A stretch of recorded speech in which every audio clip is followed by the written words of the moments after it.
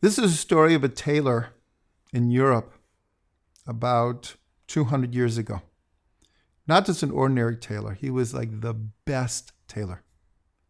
And his reputation spread far and wide. Jews, non-Jews, everyone came to this tailor. But not just because he was a good tailor, but he also had like a great sense of humor. So while you get a great suit made, you also get some great jokes. So his fame just spread.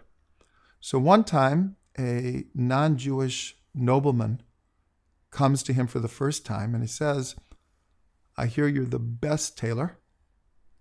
And the man was, yeah, pretty good.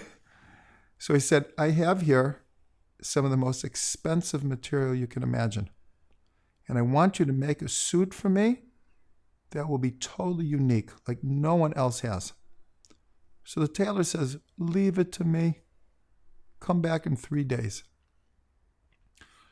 So this material was amazing, very expensive.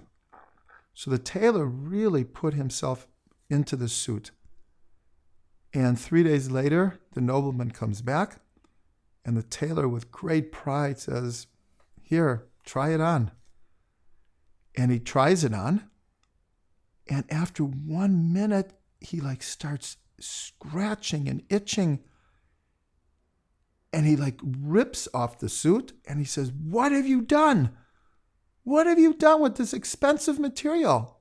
I can't even put this on. I'm going to have your head on a platter."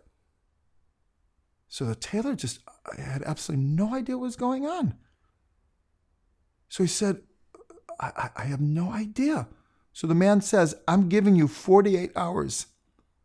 You better fix this up." And he storms out. So the tailor really has no idea, because this was like the best suit he has ever made. So he goes to his Rabbi, who is Rabbi Yerachmiel, the son of the Yiddish Kodesh. The Yiddish Kodesh is a famous Hasidic Rebbe. And he told him the whole story.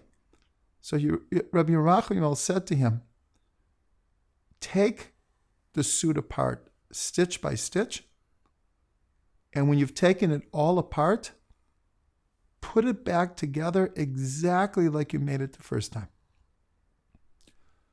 The tailor didn't understand. Obviously, that didn't work.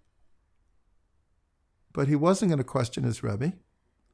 So he goes home and he takes apart the suit. And every stitch, he's like crying. He's asking Hashem for assistance here. And he puts it together exactly like the first suit. So the nobleman comes back and tries it on and says, "Wow, this is what I this is what I envisioned. This is the most beautiful suit in the world." And he paid him a good amount and he left. So the tailor just didn't understand. So he goes back to his Rebbe and he says to him, "Rebbe, I did exactly what you said and it worked, but I don't understand." So the Rebbe said, "Let me explain to you. When you made the suit the first time, every stitch had your pride in it, your overblown pride.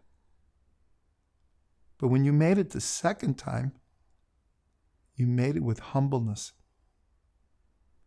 It makes all the difference in the world."